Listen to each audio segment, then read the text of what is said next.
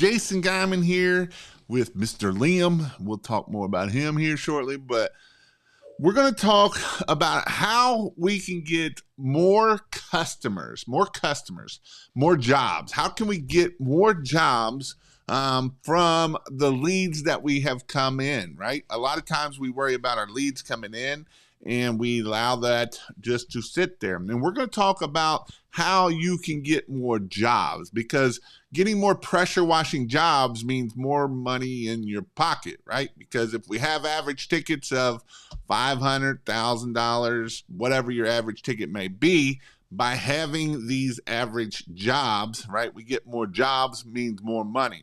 And so we're going to hit on a couple different things, and we're going to do some awesome things here so that you can learn what we need to do here. Caleb put, hey, Jason, who is your guest? My guest is Liam. David, you got here first. Referrals work.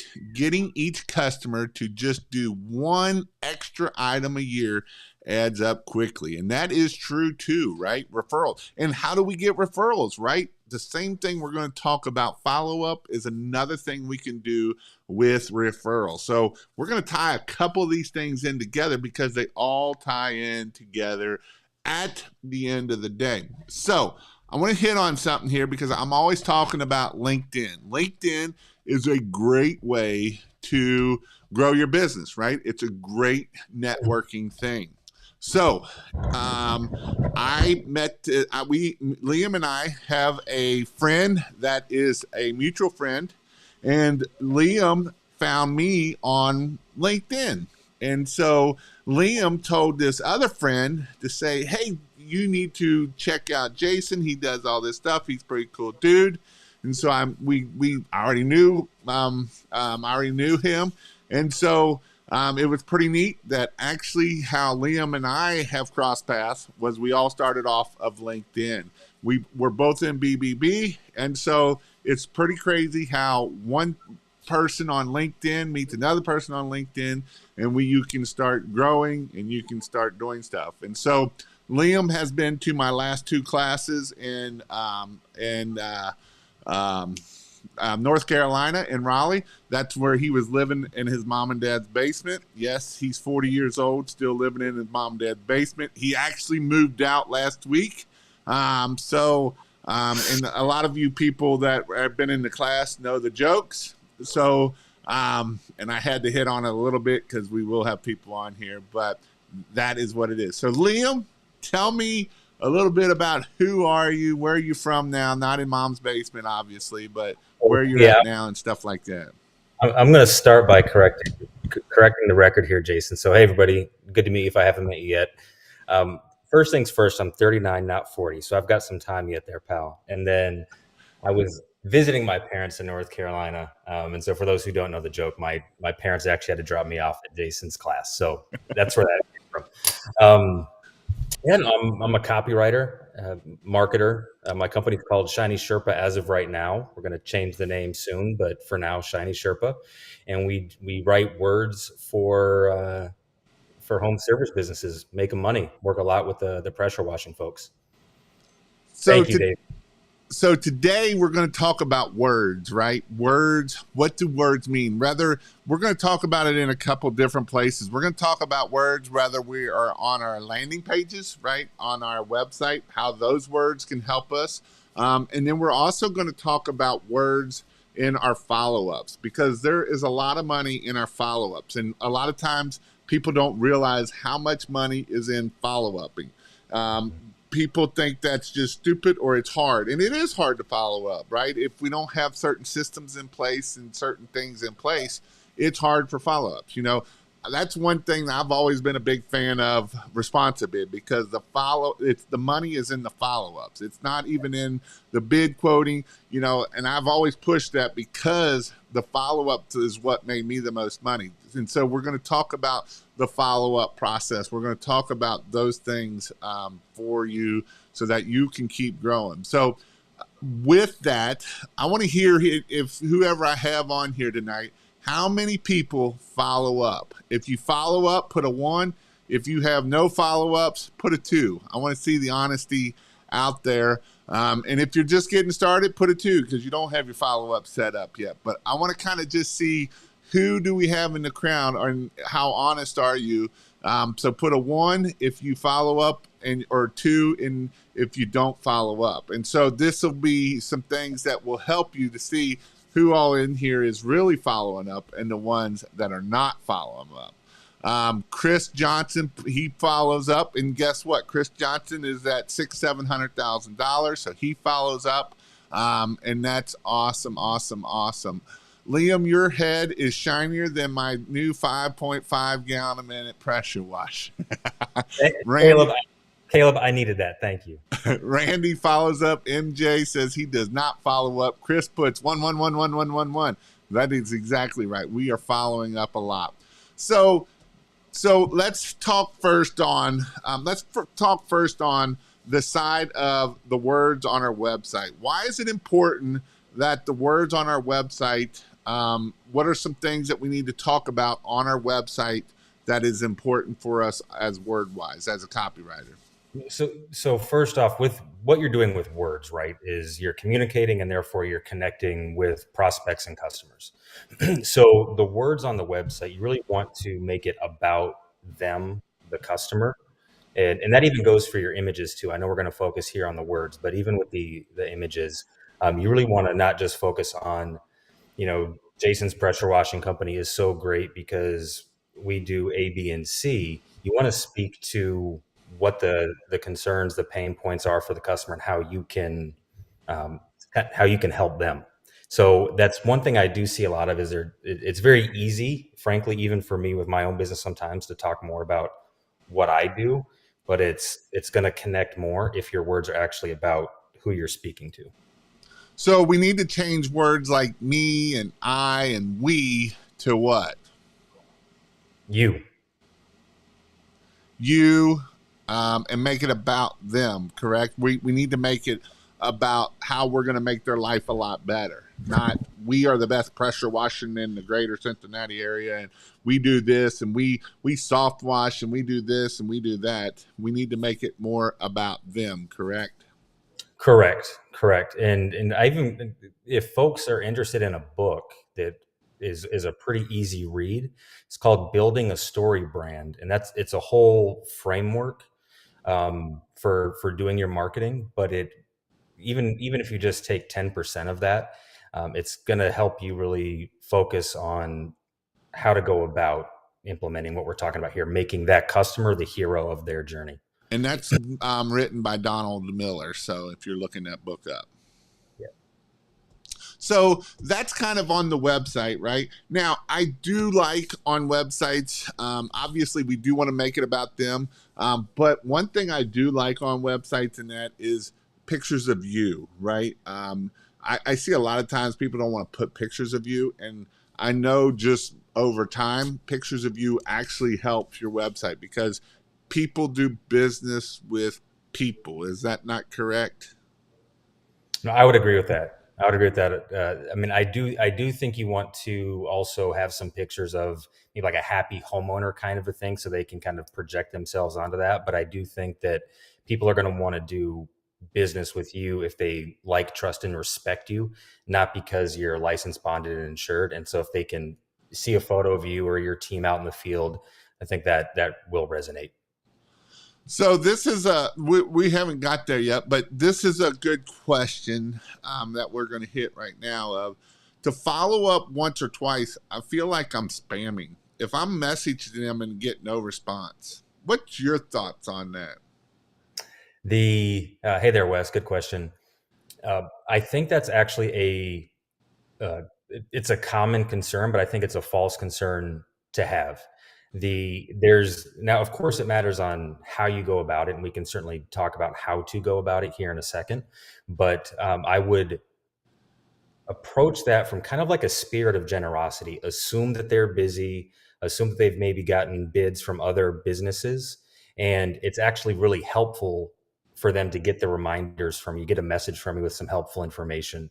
So The spamming concern, I think, is a false concern. So I think you're going to be well served to put that aside. Now, there's a way to go about doing it that is very effective. And before I talk about that, I will just say too, I've had so many of my customers reach out and say, like, they get thank yous from homeowners just for the follow up, and then they get business out of that, but they get a big thank you from a lot of people on the follow ups. So, Jason, are we good to jump into kind of how to set this up so you're doing it in a way that's not spammy? Yes, Yeah. absolutely. All right. Well, So, before we hit that question, we follow up, and that kind of goes into the why is it important to follow up? yeah. Thank you for stopping me there, because as soon as I was speaking, I was like, oh wait, I want to say some more about this. Um, the homeowner has said, we are interested in your service. We're probably going to hire somebody, make it worth our while. Now, depending on where you are in your business, you've probably already spent some amount of money acquiring that lead anyway. So to then not follow up is to just kind of throw money out the window. So they're primed and ready to hire. And so if you can take them over the finish line by communicating with them in a way that makes them feel seen, they like you, they trust you, they respect you, it you're leaving money on the table if you're not following up. Did that answer the question? That absolutely answered the question. Yes. So go ahead on the next part of it. So to set this up, Wes, the what I strongly recommend you do is when they, go to the website, they request the quote, whether you're doing a quote that you do in-person quotes or online quotes, out of the gate, you can set the context and say, hey, thanks so much for requesting a quote. You're going to be thrilled with how we operate, yada yada yada. We know that this is a kind of a can be a tough decision sometimes. So to help in the process and to explore this partnership, we're going to check in periodically. We're going to hit you with some helpful information along the way, and we're just going to ask how else we can be of help. And what you've done right there, Wes, is you've told them you're going to follow up. You didn't ask their permission, but you told them you're going to do it. So now when you do follow up with them in and we can talk about frequency and what's spammy versus not. But when you do follow up with them, like, you've already set a context right away that, hey, we're gonna be following up, and by doing that, you can let them know you're trying to be helpful. And so now they're if they did have an inkling of like, oh, I'm being spammed right now, you've kind of disarmed that right out of the gate. Well, and another thing too, when we're talking about this is something about what we were just talking about on our landing pages, right? We're going to make our follow ups about them. We're going to make it about, it's not, hey, I was just wondering if you want to, when you want to schedule this job, right? That's probably not the best wording to say because it's about me, I wondering, right? We're going to make it about you, you know, so can instead of saying I wondering if when you want to schedule this job, what's something better that we could say for them? Well, so you first off, when I was kind of giving like the off the cuff example of that first email, you noticed I corrected myself and said, you're going to be thrilled with yada yada yada instead of I can't wait to meet you, just because right out of the gate we're talking, making it about them. One thing that has worked really well in terms of making it about them is providing helpful information and talking about the word prevention. Since we're talking about words, um, you can say, hey, one thing that your quote doesn't reflect is a follow-up email. One thing your quote doesn't reflect is what's not in it. We don't, and then you do have to talk a little bit about but we don't damage your property. We don't leave you hanging because we are responsive. And you lay out a few bullet points, but that's information that's helpful because a lot of people don't understand that pressure washing is not a highly regulated industry, and anybody can go and get a bucket and go work on the house and then mess it up and leave the homeowner with the bill. So that's one example of making it about them and providing really helpful information that they're going to appreciate. Nobody's going to be mad because you gave them something that's going to help them decide to buy or not. Yeah. And so this is helping us not being an annoyance to the customer, right? And here's the thing, a lot of times people, we're not going to just do all one type of response. There's different ways that we're going to follow up. Um, you know, I always followed up, obviously when I first gave the quote, the follow up was right behind that, right? That was kind of making sure you got the quote. And if, there, my day two was actually a phone call to make sure you got the quote. Now it's kind of changed because now we can text the quote and we can email the quote. So text definitely works way better than just email because most people are going to give you the Hotmail email or the AOL email, and that's going straight to spam. That's their spam inbox, and so we don't want their spam inboxes. We don't know if they're going to open it or not. I mean, we do want it, but that's not really the email we want. Is their AOL emails? We got people in here like Nathan that don't even know what AOL is because he wasn't even born when AOL was coming out. And so these are some things that we got to deal with. And so this is why it's important that we're sending it with text, in the day two, because what I had found out is by day two, and when we did that phone call, we had found out that only 70% were getting the email. Rather, they didn't know who it was coming from. It went to spam, or you spelled it wrong. Pick one of the three, and that's why they didn't get it in the first place. And so, where we can text it, yes, it does cost you money, and that's part of being in business. But that's a way that we can make sure that, hey, they're getting this information, and we're able to hammer down on this and to make sure that way we can do that. Yeah. So go ahead if you want to expand on any of that. I just wanted to comment on the phone call bit too, and kind of connect this to Wes's question earlier about the spammy thing or not. I mean, you can really have a whole kind of strategy and conversation going on your emails and texts, and you give a phone call, leave them a voicemail if you don't get them on the phone. But now they've got that human voice. Hopefully, the human voice is coming across in the text and the emails. But if they hear the voice, they'll have a certain tone, and it'll just kind of make them feel a little warmer, a little fuzzier when they get the emails if they haven't responded yet. And then same for the text, right? Yes. And actually, I was reading something. I was watching something the other day talking about like when people send in forms, like if you have a form on your website, and if you don't respond to that form within 15 to 20 minutes, the likelihood of you closing that job is very low, just because it's the whole thing that if they're trying to find this, so they're going to the next person and either calling or doing whatever to get that job. I didn't know that statistic, but that makes sense. I just had, I had to hire a moving company down when I moved down here to Texas, and I did like it was like a Yelp thing I did, but I had like a bunch of companies that I submitted bids to, and like I picked the one that was the most communicative within 10 minutes, and then I just ignored the rest. Right. Yeah. Well, because again, let's hit on that. Right. You did the one that did the most, what you call it, right? Communication. What is the number one most important thing that if you could be the best pressure washer out there, that you are amazing at your craft and you don't screw nothing up on any houses, or you're the number one communicator, which one would you rather be? The person that can communicate, the number one communication person, or the number one pressure washing person? Which one do you think is going to get more business out of those two? Are you asking me, or is that a question for the group? I'm going to ask you, but I'm also asking the group too. Well, the communicator, and why is that? The communicator is going to make me feel good. I'm going to feel confident in him or her and what they can do. Whereas even like I would have no way to know. I mean, I'm just a Joe Schmo homeowner. I'm not going to know what a great pressure washer is versus a knucklehead on the face of it. So the communicator for sure. And so this is why it is so important that we learn communication, right? And not just words on paper. Yes, words on paper is great. And even words that you could write for scripts for people to answer the phone is great, right? Because that's the way that they can speak and not sound like an idiot.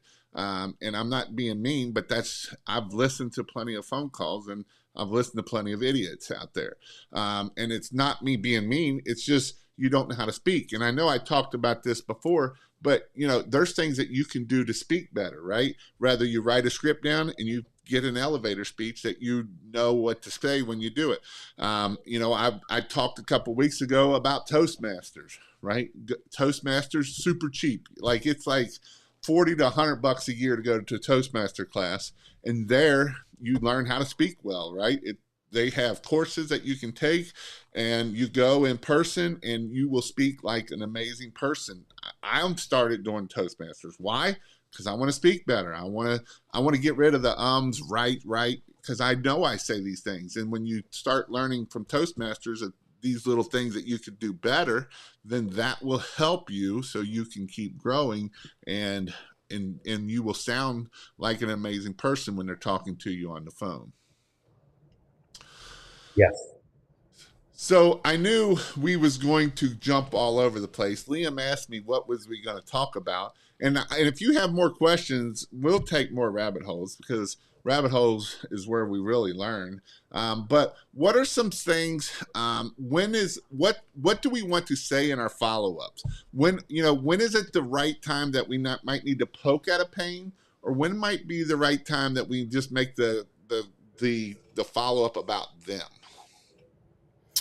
The I mean, there's no like there's a plethora, many different ways to go about it. I typically like the frameworks that we offer. We get to like 3 or 4 points of communication before we consider saying, "Hey, Jason, what are your hesitations about hiring Liam pressure washer?" And but what we've done is we've built a rapport. And keep in mind, right, Jason, the further along we go in a follow up sequence, that means they've not responded, right? So you are getting ignored, but you still have to approach it as though they're reading every single text, every single email, getting the voicemails, all that. And you're still building that rapport. So it's an ongoing conversation. But by the time you say, "Hey, Jason, what hesitations do you have? What have we not addressed for you yet?" It's not coming across as a, "Hey, Jason, I'm so annoyed because you haven't hired me yet and you haven't gotten back to me." Right? You've been kind of building that rapport along the way. So I definitely go for several points of contact before you jump in with the direct question. Now, I will say on that note, though, again, we're talking about a whole framework, right? We're not just thinking about every single email by itself, every single text by itself. It is this ongoing conversation. And I have seen some follow up sequences in the past where, "Hey, just checking in. I don't have you on my calendar. That's weird." And it's kind of like, "Oh, I accidentally noticed you didn't hire us yet," right? And it's like we want to tap dance or beat around the bush a little bit. So I think direct and clear is really powerful, and you can do it in a very kind way by getting direct and clear on the, "Hey, what's the deal?" Multiple points of contact in. And Gerson was in our class, and I know he sold quite a bit from doing text messages back and forth and talking on this same point. You can do it with pressure washing too, but he did it with Christmas lights. After he gave the price and they never said nothing, he didn't say, "Hey, what?" His next question was, "Do you want warm white or color?" Right? We're just we're just asking the next question. We're just moving the conversation along, right? We're That's it. Hey, we have an opening on Thursday. Does that work for you? Right? We're assuming this out. We're just keeping the conversation along. And this is something that I know Liam had pushed pretty hard in the classes of talking about, keeping that conversation. We're going to give them a question that's going to make us respond to the question, right? It's going to be just a bam, bam, bam, bam. What color do you want, right? That's something that, "Oh, I want warm white." Okay, now we got off this dead spot of, "Oh my God, it's $2,000 job," to now we're on to the next point, and now we're not worried about the $2,000 job. Go ahead. Well, and what I love about that right there is there's an implicit assumption that you want to do business with us. So I'm just asking the questions so we can get you geared up when you're ready to say yes, because we know it's a no brainer kind of a thing. And so that's actually really powerful. And I love too that it's not a question like, will you accept your bid? I mean, that has its place also, but it's kind of this tricky in a good way. Like, the purchase is already taken care of. So now I'm just asking you the questions about how to make you happy. Right. And even, on our I think it was like 14th or 21st day, it was one that was a high converting. I think it was 14. We had one that said, "Hey, I know you are looking for other bids and you probably still haven't received them.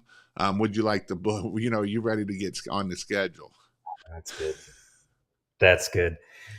I think I told you this one that I have in, I know I told you one of the classes in North Carolina. In one of our sequences, we've got for holiday lighting, and I didn't do this on purpose, but it just so happened to be this way on day 39, right? So some of this is even for people who start earlier, start marketing earlier. Day 39, no response. I was like, oh, day 39, that's interesting on the estimate sent. So the subject line of the email is Jesus spent 40 days in the wilderness. And then the email just opened with, it's been 39 days since we heard from you. Are you with Jesus? Now, I gave like an option B because that might not be for everybody. That might be a little too snarky, but I do think I know some people got some good responses from it. But again, we've been warming them up the whole time. By the time we get to the kind of the tongue in cheek kind of a thing. So Nathan asked a good question. If anybody else has good questions, you can ask them too. Not dumb questions, just good questions. No, you can ask any questions you want. Are we talking about automatic, or manual follow up?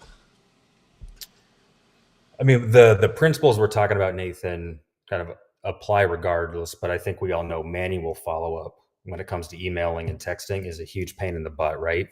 So, like when I'm referring to like my framework and what I offer, it is all pre-written sequences that you can put into whatever system you're doing for your automated follow up, and it's done in a way that doesn't feel automated. If that's answering the question.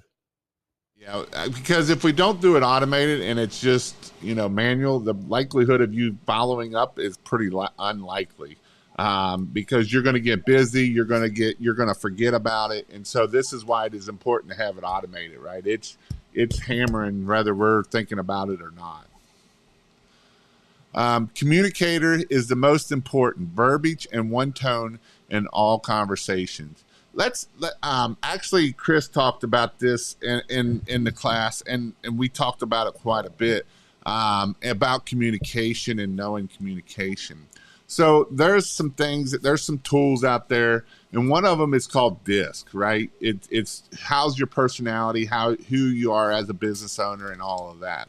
And when we're talking about this, some of it is, if you're a person if you're talking to someone and they're a person and they're a techie, they're a engineer, they're something like that, we need to probably get in the weeds a little bit about the pressure washing and stuff like that.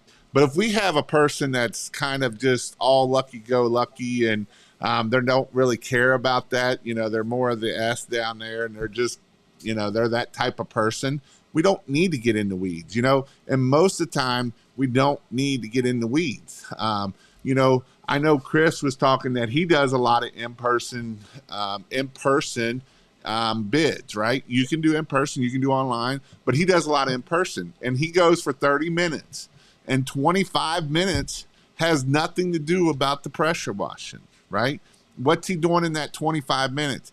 He's asking them questions and getting all the information of just talking about whatever and getting to know that person. So then when he goes to close on the last 5 minutes, now they're best buds and they're ready to sell. And when you do this, he's got a $1,400 average ticket by doing it this way, right? And so this is why it is important that we communicate with people. Go ahead. Well, and what you just described that Chris does, and nice job, Chris, is Chris, is making it all about the customer. Yep. Yep. And so he's giving them options so that he can upsell them to a $1,500, $1,400, $1,600 ticket at the end of the day. That's his average ticket. And so these are important when we're talking about this stuff because, you know, just because you give an average ticket of $1,500 doesn't mean he doesn't follow up. Because if you don't follow up, that's where the money is. You know, Ray always said, "Follow up or fold up," and it's so true. So many people let so much money on the table because they don't follow up. If you don't follow up, you're probably leaving at least a quarter of your jobs out there on the table that would have been yours because you didn't follow up with them. Oh, 100%. And even just by following up, you're differentiating yourself from a lot of the other people out there that that homeowner's talking to. So, yeah, I mean, I would agree 100%, Jason. If we even look at, like, you've heard me talk before about the buyer's journey, and on that whole buyer's journey, getting to and I'll just quickly state what the 5 phases What are. is the buyer's journey? So if anybody don't know what that means. So the buyer goes through 5 phases: unaware, problem aware, solution aware, product aware, and most aware, right? So by the time they're coming and getting a quote from you, they're solution aware slash product aware, and we could say service aware, right? They know that they need a pressure wash or a roof wash or whatever, and that you are the company that, or a company that can provide it, right? And the cost of acquisition goes down the further along on that journey you are. So you've already got their email address. They've already said, "Hey, I'm going to hire somebody." So you've already spent the money that you were going to spend on getting them. So now all you have to do is just follow up. And that is, I mean, Jason's right. That's where the money is. And a lot of it gets left on the table because people don't follow up, or they have the wrong approach to follow up. So, how many texts can I send before it sounds too spammy, or should I use text? Use text, but don't use text by itself. I recommend, I mean, the ideal is email, text, and the phone calls, right? But let's just talk about the written follow-up for a second. In the follow-up sequences that have worked for our clients, our customers, it's mostly emails, but strategically inserted text messages that play a part in this overall conversation. You know, Jason is right that text typically you get more responses out of texts. But if you're just doing text, then you are going to run that risk of things being spammy and annoying and all of that. But if you can approach it within a strategic framework and a strategic conversation, then you're doing great. So, like, you know, we've got one sequence that's 15 messages. 9 of those are emails, 6 are texts, and that's over 90 days. If that helps. Yep, good. That's a good point. So this kind of goes back to CRM versus follow-up systems versus whatever. And, you know, Jobber sucks at follow-ups. Jobber is not for follow-ups. Jobber completely sucks for follow-ups. Marquate is 10 times better on follow-ups than Jobber will ever be right now, because you can only send like 1 or 2, and then it's all screwed up. So even if you're on the $300 plan, Jobber sucks for follow-up. And so, you know, that's why, you know, if I'm going to spend $200 or $250, I'm going to be on a cheap CRM, because the CRM really don't do me a whole lot of good. Only time Jobber is going to be amazing for me on that is that, like, if I got 3 or 4 crews, and it's going to help me in that spot. I love Jobber, don't get me wrong, but Jobber's expensive. And so these are some things that Jobber does not do good on the follow-up side of things. You know, the follow-up side of things, Jobber actually kind of sucks at it, because you can only do 1 or 2, and that's it. And 1 or 2 follow-ups is not going to be good enough for us to what we're talking about here. We have to follow up. Following up is key to getting more jobs, right? If you're getting leads and you don't have a high close rate, Well, we can start following up with people. And so then that way we can start helping them grow and us grow, or for them to grow at the end of the day. Yeah. Yeah, you definitely want some system, and we can talk about ones that I've worked with that I recommend or not. But I have worked with clients who use Jobber, and we've run into just a brick wall until they get a different system in place for follow up. Is this really live? Well, yes, it's really live. We wouldn't do nothing besides live, dude. This is really live. Really, it really, really is. He's really not at his mom and dad's house anymore. He's in Dallas, and I'm really in the freezing cold right now. I'd rather be in Dallas because it's warmer there. um, hell yeah, he put. um, let's see. If you guys got any questions, ask for sure. Which Marquette plan do you recommend? Marquette is the low plan, and then you got to add a bunch of add-ons for it. So it just depends on what you want. There, you can do all kinds of stuff for it. But another thing I was thinking as we were talking here, a lot of this even goes down to, I'm going to talk more about this tomorrow night in my Marketing Monday night, but I'll bring it up a little bit here. There's a book that I really like, and it's called They Ask You Answer. It's by Marcus Sheridan, right? And so he has a whole blog. He talks about how to blog, and he owns Riverside Pools. And you can go look at their website, and they have thousands of blogs, right, of just questions that people ask, and they answer, right? And he in the book he says that most people that buy $15,000-$20,000 pools go through like 200 of his blog posts of all the different questions that they might have, and then they come and buy it, and it's like a 90% close rate, right? Because we talk to them and we communicate it with them about all the questions that they may have. And this is why it is important, because some people want to educate themselves, right? Some people do want that education, so that way they feel like they know everything when they go to sell, and you've done given that information, right? And this is why it is important that we do this stuff, not just on the back end, but even on the front end. We're going to let them know of whatever questions. Again, it's not about me, it's about them. They have questions.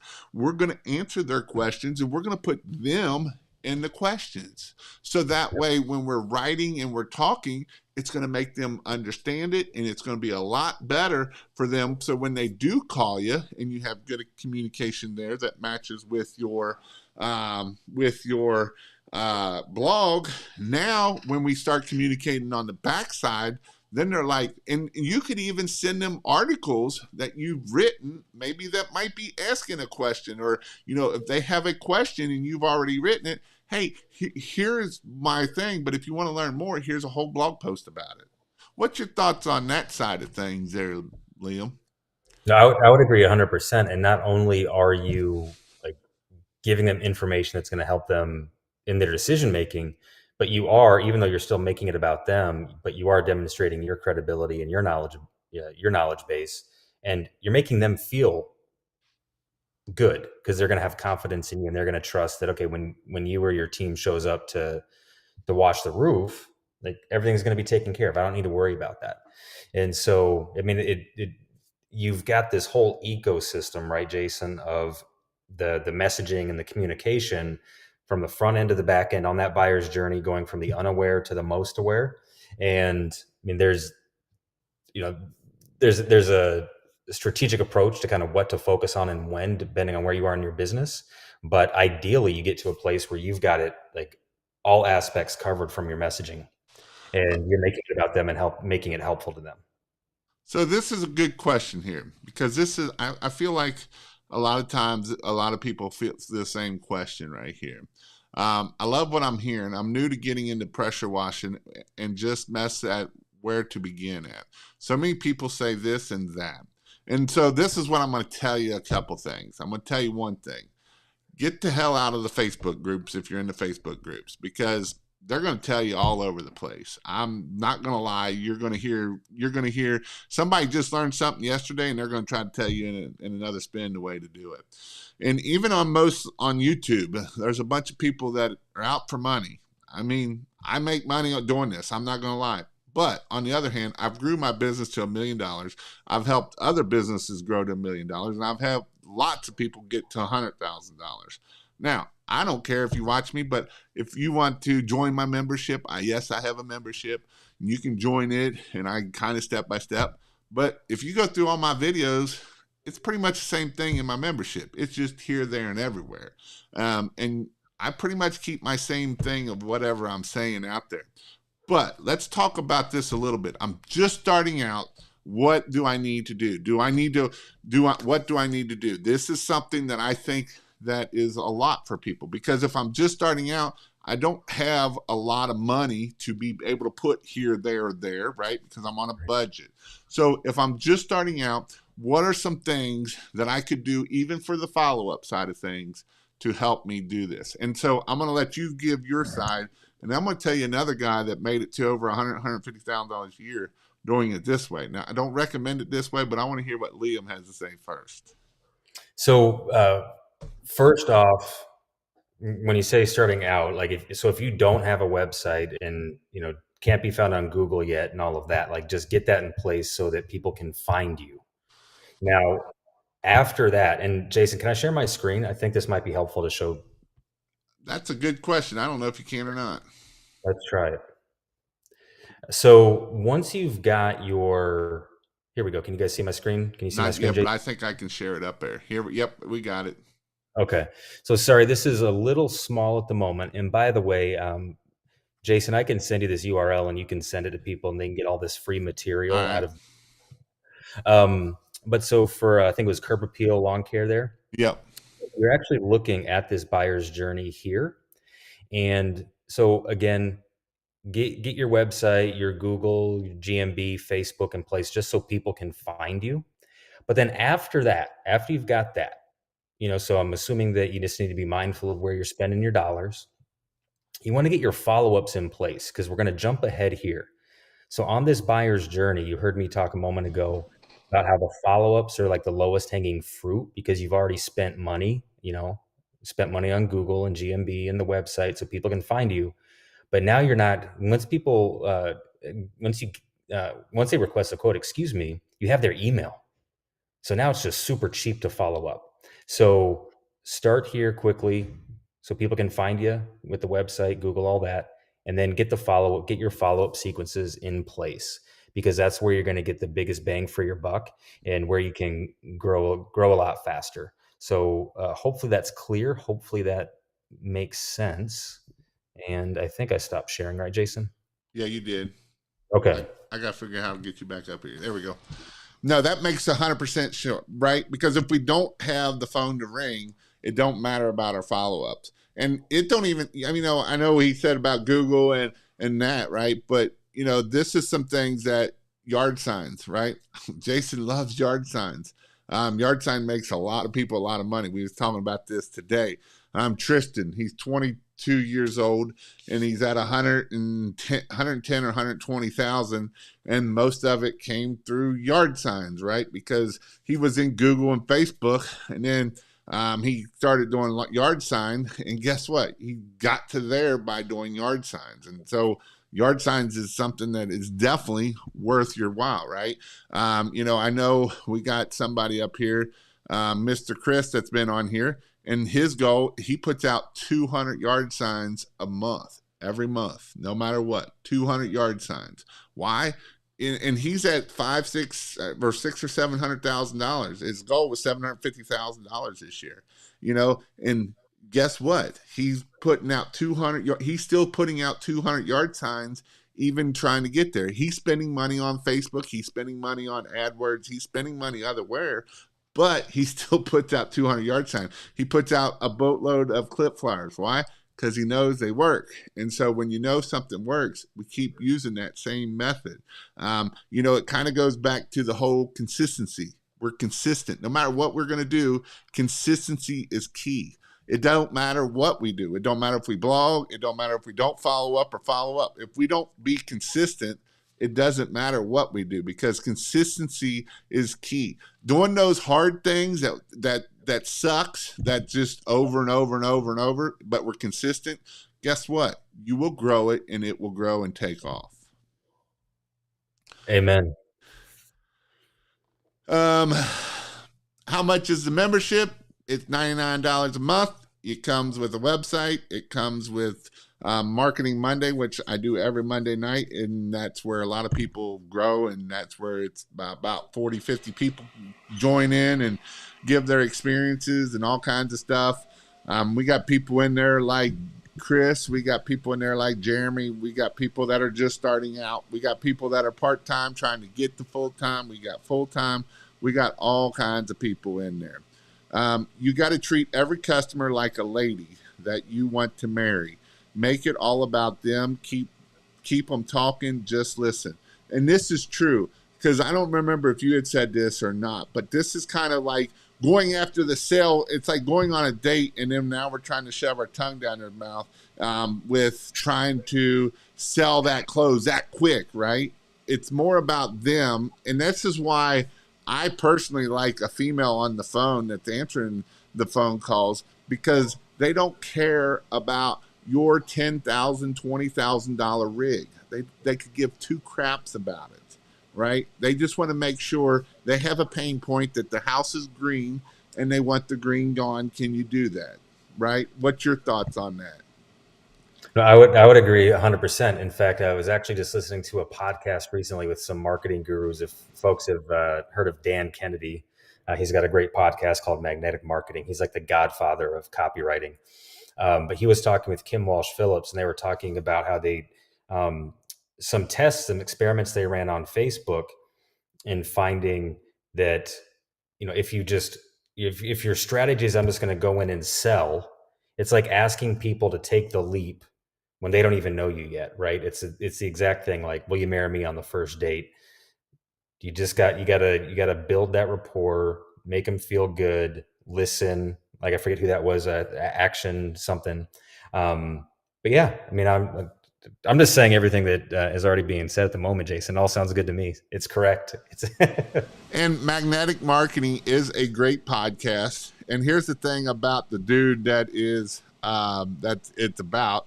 He's old as crap, but he's like the godfather of marketing. And to this day, he has no internet. He literally does everything by fax. And so I actually got to meet the other dude for Funnel Hacks. I can't think of his name. He's got the big white goatee. And he does copywriting too. Oh, you're talking about Jim Edwards? Jim Edwards. And Jim Edwards actually interviews him every month or whatever to do the magnetic marketing stuff. And he has no internet, so they either got to get it on a tape or it's something crazy about it. So, yes, Jim Edwards there, yes, yeah. I actually got a Jim Edwards book. I got it somewhere here, and he's actually got his signature in it. Nice. Thank you for the honesty. That is what I like. Someone real, and seeing you live and candid is awesome. I'm a lawn care guy and planning to add this as a division. I started my advertising for getting back in March. Already have 5 bookings and from customers that used me this year and 2 referrals. Well, that's awesome. Awesome. Congrats. Keep them talking. So how does he do podcast? He does podcast. Jim actually goes and records it at his house, I believe, or at a coffee shop or something. And then he takes that, and that's how he does it. Yeah, he just shows up and talks, and everybody else around him does all the technical stuff. Yeah. Yeah. And I actually got to sit down with Jim and talk quite a bit with him, and it was pretty cool. Jim's actually a pretty cool dude. I'm jealous. All right.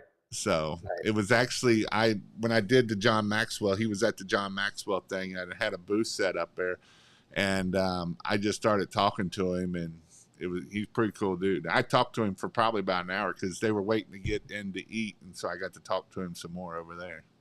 Oh, nice. So he's a crazy dude. Like he's like a big gun enthusiasm and got all kind. He's like, I got enough for my own militia. He, he's probably telling his audience, I got to meet this crazy guy named Jason. Yeah, probably, probably not. What did the guy do that made $150,000 starting out with no money? So that's what I was going to say about the follow-up system. So if you have no money, you're broke, you can't do it. This is Greg Townsend. Most of you have heard about. I haven't had him on in a while, but Greg started from literally zero. He's actually at 250,000 this year. I think is where he's going to end up. But Greg's a great guy. He started right out of when the pandemic hit, and he didn't have no money. He worked at a restaurant, started out with a little pressure washer, and he didn't have no money for a CRM. So what he literally would do is he would take it in Google Calendar and he would write down a week later after he sent a quote to them, follow up with them. And so he'd follow up a week later, and if he didn't get a hold of them or not, they didn't tell him yet, he would put them down another week. And he did this for a whole year with all his customers, and that's how he got to $150,000. So it took him to be consistent, right? It took a lot of work for that, but he was consistent. And guess what? 3 years later, he's going to be over 200 or $250,000 this year in just pressure washing, one man band, just himself in a little town in Georgia. And so this is things that you can do to make this happen. He used to work 60 hours a week. He works about 30 hours a week. He quits every day at 4 o'clock so he can go teach his kids football. He's a football coach, and that's what he loves to do. He quits it every day at 4 o'clock so he can go coach his kids at football. He's been clean off of drugs for like 6-7 years, and he goes and does the NA anonymous. He's one of the leaders in that for his place, and now he's doing a lot of that.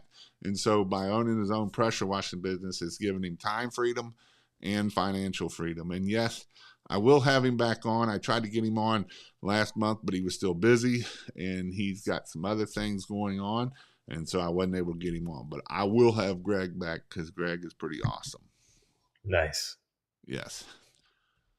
So with that, we pretty much what's your thoughts on voice bombs in our follow-up sequence? Oh, do it. I would not, the same as text. Don't do it, where you are spammy. But if you can make the voicemail bomb work within that overall conversation that you're creating in your follow-up sequences, absolutely. And honestly, like, especially if you're doing your own follow-up sequences, right? I know how well somebody writes is going to vary, but if no matter how your email may sound, if they can hear your voice, that's gonna make them feel like, oh, okay, like now I've got a sense of who this person is that's sending me the email or the text. So yeah, for sure, to voicemail bombs. I know this is probably off topic, but what do you do for customers to just be one and dones? I hear about maintenance programs and such a lot of guys offer. So pressure washing, depending on where you are, usually you are going to be one and done, but this is where we're still going to follow up. We could do gutter cleaning, we can do window cleaning, we could do Christmas lights. If we're doing Christmas lights, we can do downsell pressure washing. It depends on where you are. If you're in the South and you're in Florida, you can pressure wash once a year, and then we get them on a yearly program, right? If we're up here in the North, it could be 2 or 3 years before we're back. But it's not to say that we did the house this year. We can try to get the concrete driveway cleaning and sealing. We can try to get roof cleaning. We can follow up. Now we're not going to follow up every week, obviously, but we can follow up once a month and say, hey, look, this month is, and we're going to send this to everybody out. Hey, this month we're talking about concrete sealing. We're going to try to push some of our higher tickets, so then that way we can try to upsell sealing, or we can try to upsell gutter cleanouts, whatever we're trying to do to keep that money. Because a customer that knows, likes, and trusts you, they will buy from you over and over. And this is something that a lot of people don't do, right? You'll be surprised how many people don't follow up 3 months, 6 months, 9 months, a year later, 2 years later, 3 years later, because they don't think so. But we've already paid for this lead. Why not keep trying to milk out whatever we can get? Go ahead. Yeah, and it's, I mean, there's follow. I might be parsing words here, Jason, but when I think of follow up, right, I think there's following up on that job you completed for them. So you send a thank you, you ask for the review, you ask for the referral. There's some other things you can do along the way, but then eventually, right, you're not going to be like following up on the job per se, but you can still stay in touch with them, right? And this is where like if you just do say a monthly newsletter, and it can be the same one every month, like every January you send the same one, every February you send the same one, and so on. And it's just home care tips, right? But now you're staying in touch, you're just giving free value. And then when you do come back and say, oh, hey, by the way, do you want to do, concrete ceiling or whatever, you have a special offer. Now now you're not having to go back to the first date and then court them again. You've already been courting them. So now when you ask them to marry you, they're more likely to say yes. All right, Liam. I want follow ups, but I don't know what to write. Thanks for teeing it up. So, um, so I offer right now, I have follow-up sequences pre-written, ready to go, all the way from the request for estimate, all the way down to after the job's completed, for pressure washers and for holiday lighting. And we're doing a fire sale. So my company, Shiny Sherpa, I mentioned at the beginning, we're changing our name sometime in January. So for the month of December, we're doing a huge fire sale on the follow-up sequences. You can get the pressure washing sequences, pressure washing, window cleaning. That'll be $5.99. So that's going to be 58% off the normal price. And then holiday lighting, $4.99. That's 53% off the normal price. And again, this is pre-written, ready to go. Just go to shinysherpa.com. There's a video there. It'll kind of explain more about what this is. But if you have a little extra income here at the end of the year, want a 2022 tax write-off, and want to get your follow-up sequences working for you without having to actually do it yourself, I would. It is a good offer. You're going to make your money back super fast. I've got clients that have made 5 and 6 figures from our follow-ups. So three digit is it's a good deal. So that's there. Now, if folks aren't ready to buy, Jason, I will send you that link so you can send out to folks the kind of the tips for them to do it themselves. So that'll be there. But yeah, and you don't have to rush to buy. It's all of December at least. We're going to have this sale going. So take your time, decide if it's right for you, and then if you go to the website, you'll have a way to reach me as well. I did put the link in the description here underneath here, so it is Oh, in okay. the description here and wherever I've sent it out. So Okay, good. that's where you can find it at. But yeah, so that's kind of what you can do. You will. It's probably with both of them. You're probably looking at over 100 emails and texts, different things.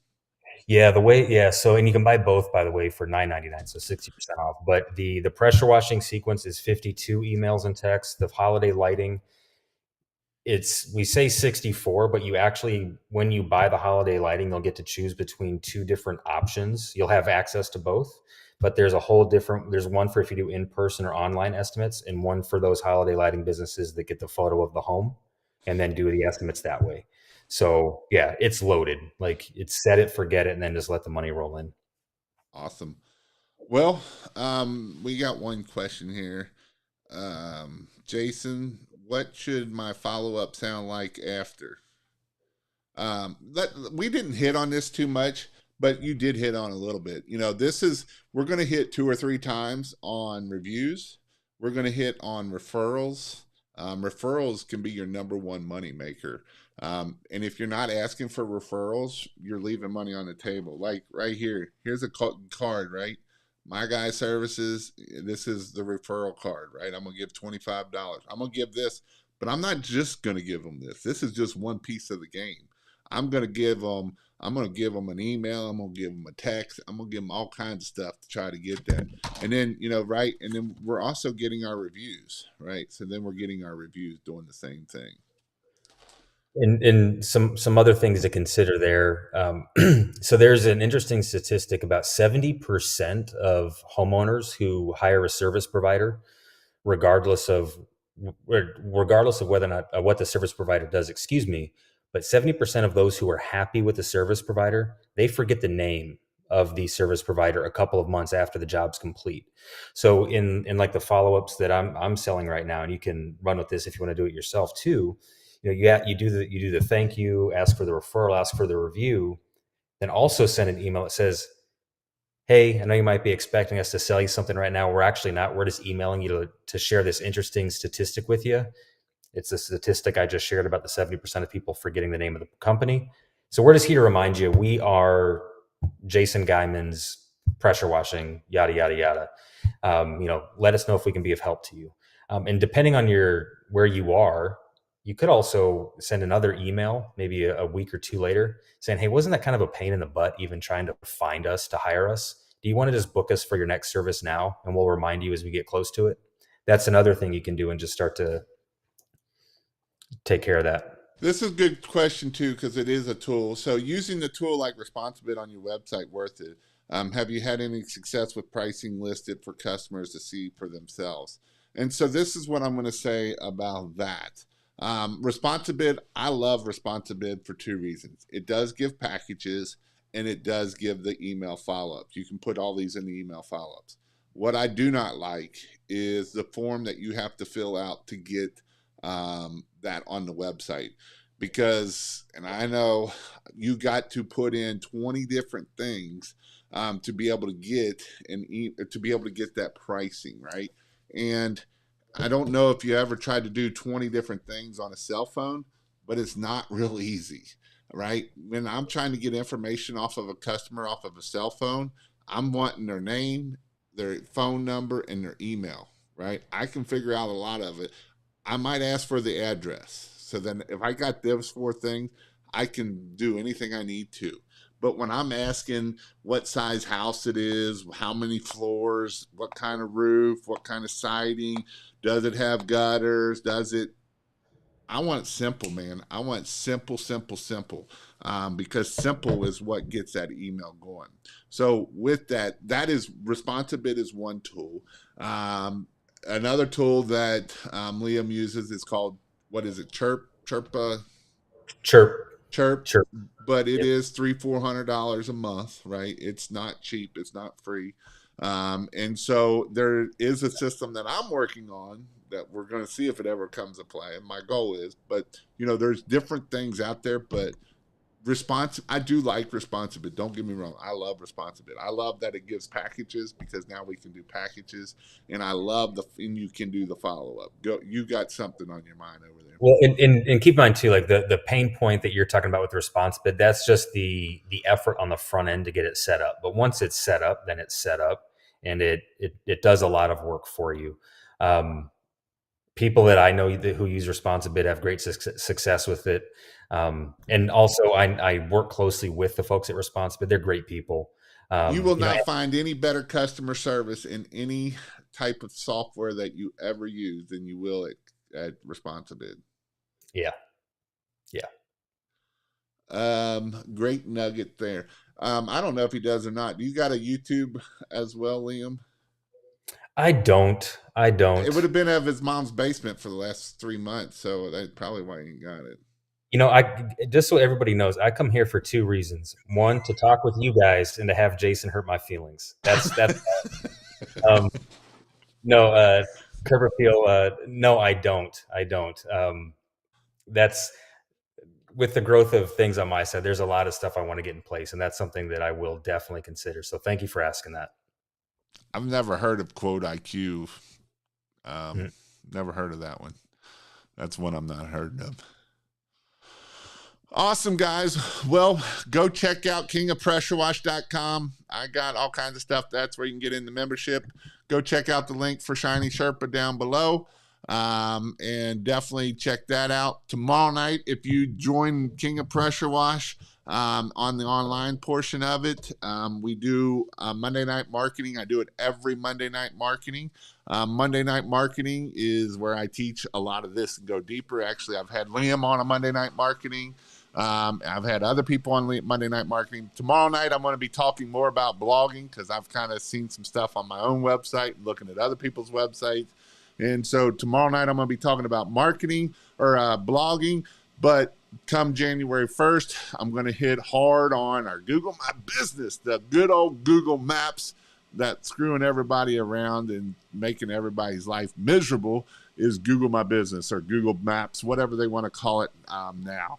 The old Google My Business. But that will be all of January and probably even some of February because it's not just about Google My Business. I don't know if you knew that or not. There's a lot of things that go along with it. But before we jump off here, Liam, what is a book that you've read lately that you're like, man, this was a great book? I'm going to answer that with the book I'm reading now, and I know I'm late to the party. You probably already read this, but the E Myth, like, you know, dude, this thing's a lifesaver. I'm guessing a lot of people listening have already heard of it and probably already read it, but if you guys haven't, this is a game changer for me. So that one. Yeah, if you haven't read that, you definitely need to read it. Oh, that's that one. I did see this one here. Yeah, that looked like it. My own personal opinion. I did see that. I didn't like. I looked at it the other day. I know who you're talking about now. But yeah, that book right there. I personally do believe that everybody should read that, especially if you're trying to grow. And that's the book that talks about mindsets, right? Whether you're a technician mindset or all the different what. Manager is an entrepreneur, manager, and technician, and getting Yep. sorted. Yeah, And it is a great book. I've read it twice. I'll probably read it again because every time you read it, it's like you just pick up another nugget, and it's an amazing book. I would highly, highly recommend that book right there. If you haven't read the E Myth, go get it and read it. Whether you listen to it or read it, go read it. So, hope you all have a great night, and we'll see you all later. Hang on.